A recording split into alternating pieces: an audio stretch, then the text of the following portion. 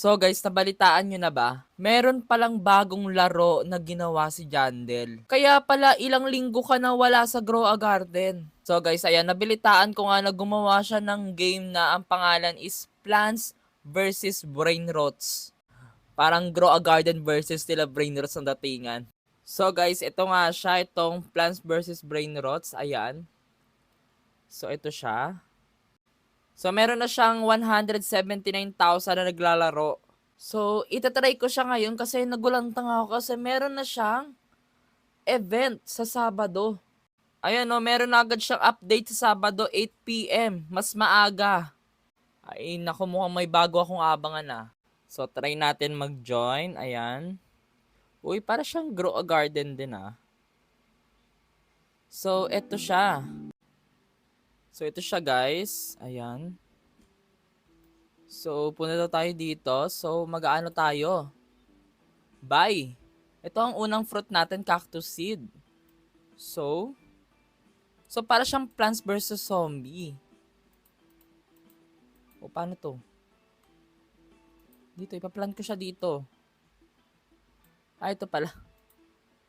Okay, yan. So, ayan, ano to? Bakit meron? Ano meron dito? Ayan. Sige, labanan mo yan. Bilisan mo, mamamatay ka na. Hala! Hala yung halaman ko. Ay. Okay, bawal siya. Di dapat siya makatungtong dito. So, ano naman to? Place brain rot. So, ipi-place ko dito yung brain rot. Okay.